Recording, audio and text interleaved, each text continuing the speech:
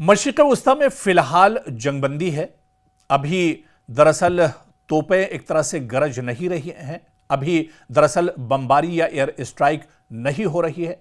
लेकिन 40 दिनों की जो जंग हुई, उस जंग के बाद अब ईरान को लेकर दुनिया दरअसल हैरान है, जिसके सुप्रीम लीडर को पहले ही हमले में एक तरह से शहीद कर दिया गया।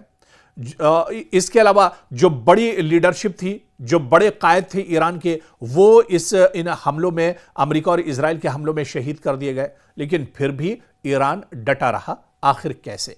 दुनिया दरअसल यह जानने की कोशिश कर रही है कि ईरान में आखिर फैसले कौन ले रहा है, किसके फैसलों से ईरान दरअसल चल रहा है, किसके फैसलों से ईरान इतनी मजबूती से दरअसल मैदान में डटा हुआ है। आखिर वो कौन चेहरा है जो ईरान के लिए इतने अहम और सख्त फैसले ले रहा है? क्या इन फैसलों के पीछे ईरान के मौजूदा सदर मसूद पजेश्कियान हैं, या फिर कालीबाफ जो कि पार्लियामेंट के स्पीकर हैं, क्या कालीबाफ वो फैसले ले रहे हैं, या फिर ईरान की जो फौज है यानी IRGC, क्या वो ये फैसले ले रहे हैं? आखिर ये फैसले ले कौन रहा है? इतनी मजबूती के पीछे कौन चेहरा है जो ईरान के साथ दरअसल खड़ा है? इसी को आज हम समझने की कोशिश करेंगे, क्योंकि अमेरिका और इजराइल के साथ जंग शुरू होने के बाद से आप देखिए कि ईरान के सामने दरअसल यही सबसे बड़ा सवाल बना हुआ है कि ईरान का जो इक़्तिदार है, जो इस पूरी जंग को लीड कर रहा है,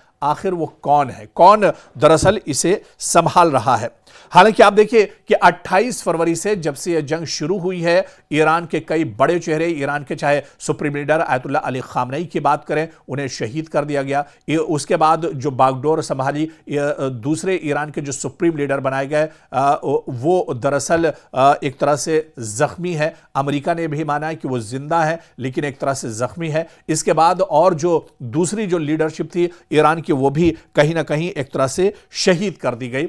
तो ऐसे में जब एक मुल्क की पूरी लीडरशिप दरअसल बिखर गई हो, उस पर सवालिया निशान लग गए हो, पूरी लीडरशिप के जो बड़े चेहरे हैं उन्हें शहीद कर दिया गया हो, उसके बाद भी ईरान इतनी मजबूती के साथ कैसे खड़ा है? दरअसल दुनिया इसी बात को लेकर हैरान थी। दरअसल ईरान में आप देखिए कि जो सबसे बड़ा ओहदा माना जाता है वो ईरान के सुप्रीम लीडर का होता है, और अमेरिका और इजराइल ने अपने पहले ही हमले में ईरान के supreme leader ayatollah Ali Khamenei, जो ईरान की सबसे बड़ी ताकत माने जाते थे, उनको शहीद कर दिया था। अब दुनिया ये कह रही थी, और इसी नशे में दरअसल अमेरिका के सदर डोनाल्ड ट्रंप भी थे, और वो भी यही मान रहे थे कि जब हमने ईरान के सुप्रीम लीडर को खत्म कर दिया, उन्हें शहीद कर दिया, तो अब तो ईरान का रिजीम एक तरह से चेंज हो जाएगा, ईरान एक तरह से बिखर जाएगा, ईरान में बहुत जल्दी सत्ता परिवर्तन यानी इक़्तिदार यहां पर बदल जाएगा। और इसी वजह से अमेरिकी सदर जब शुरुआती जंग हुई थी 28 फरवरी के हमले के बाद, वो मीडिया के सामने आए थे और उन्होंने कहा था कि 4-5 दिन, 1 हफ्ता या 2 हफ्ते में हम ईरान के अंदर रिजीम चेंज कर देंगे और बहुत जल्दी यहां पर जंग खत्म हो जाएगी, ईरान के लोगों को एक राहत मिलेगी। लेकिन उनका यह अंदाजा दरअसल गलत साबित हुआ। डोनाल्ड ट्रंप भले ही उनकी चौधराहट पूरी दुनिया पर चलती हो, लेकिन यहां पर डोनाल्ड ट्रंप धोखा खा गए। डोनाल्ड ट्रंप ईरान के अंदर की जो मजबूती है उसे दरअसल वो नहीं समझ पाए, उसे वो दरअसल नहीं भांप पाए। और यही वजह है, डोनाल्ड ट्रंप ने यह भी कहा था, इजराइल ने माना था कि ईरान अंदर खाने कहीं ना कहीं बटा हुआ है, ईरान के अंदर सब कुछ ठीक ठाक नहीं चल रहा है, ईरान में सुप्रीम लीडर और इसके अलावा IRGC के दरमियान चीजें बटी हुई हैं, नहीं बन रही हैं, सब कुछ ठीक ठाक नहीं चल रहा है। लेकिन जैसे जैसे जंग आगे बढ़ी, ये जो तस्वुर था यह भी दरअसल एक तरह से धुंधला होता चला गया, क्योंकि IRGC पूरी मजबूती के साथ इन 40 दिनों की जंग में दरअसल डटी रही।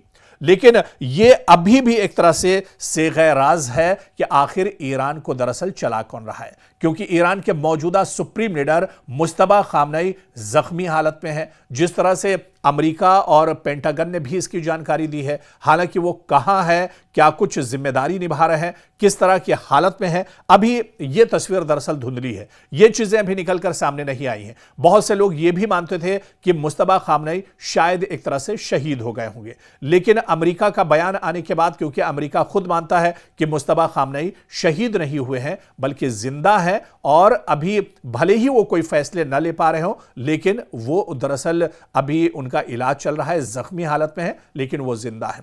तो जब ईरान के मौजूदा सुप्रीम लीडर कोई फैसले नहीं ले पा रहे हैं, तो आखिर ये फैसले कौन ले रहा है? मुज़ाकरात का जो वफ्द है आखिर इसे कौन भेज रहा है? इसे आखिर कौन लीड कर रहा है? इन तमाम मुज़ाकरात के पीछे जो शर्तें हैं, इन शर्तों को दरअसल तरतीब कौन दे रहा है? ये शर्तें किसके कहने पर दरअसल रखी जा रही हैं? ये दरअसल अभी भी एक सेग़ राज है और ये चीजें निकल कर नहीं आ रही हैं। और जब तक ये चीजें एक तरह से राज में रहेंगी, तब तक ईरान की मजबूती इसी तरह से बनी रहेगी, क्योंकि दुनिया हैरान परेशान है, अमेरिका और इजराइल परेशान है कि ईरान के सुप्रीम लीडर के खात्मे के बाद दूसरे जो सुप्रीम लीडर बने, उनके जख्मी होने के बाद भी, ईरान की एक बड़ी लीडरशिप की शहादत के बाद भी ईरान आखिर जंग के मैदान में इतनी मजबूती से कैसे डटा हुआ है।